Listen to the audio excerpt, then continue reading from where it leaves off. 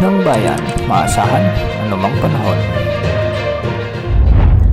Magandang araw po sa ating lahat. Narito na ang latest update sa magiging lagay ng ating panahon ngayong araw ng Sabado, July 26, 2025. Tuluyan ng humina si Bagyong Emong bilang isang tropical depression at huli itong namataan sa layong 460 kilometers hilagang silangan ng Itbay at Batanes. Taglay ang lakas ng hangin na umaabot sa 55 kilometers per hour malapit sa gitna at pagbugsong umaabot sa 70 kilometers per hour. Mabilis ang pagkilos dito ng hilaga-hilagang silangan sa bilis na 45 kilometers per hour.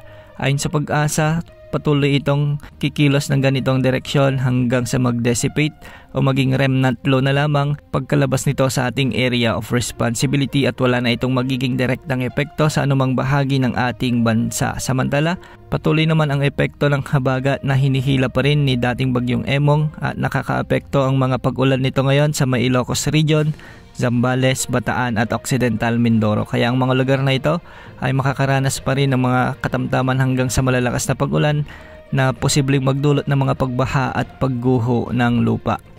Samantala, magiging maulap naman na may mga kalat-kalat na pag-ulan at thunderstorms ang inaasahan dulot pa rin ng habagat sa Metro Manila, Cordillera Administrative Region, Cagayan Valley, Calabarzon, ang nalalabing bahagi ng Central Luzon at ang nalalabing bahagi ng Mimaropa.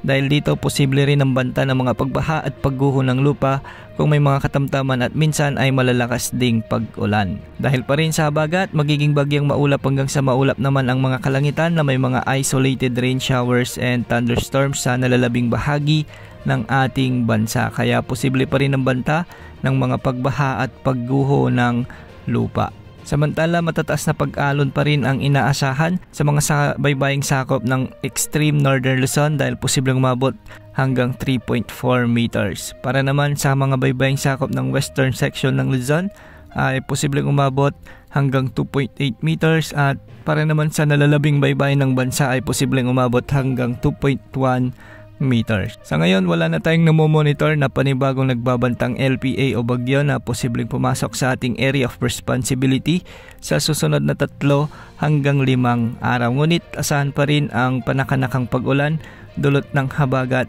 hanggang sa mga susunod na araw. Yan muna ang lagay ng ating panahon. Ito po ang weather update ng bayan, maasahan anumang panahon.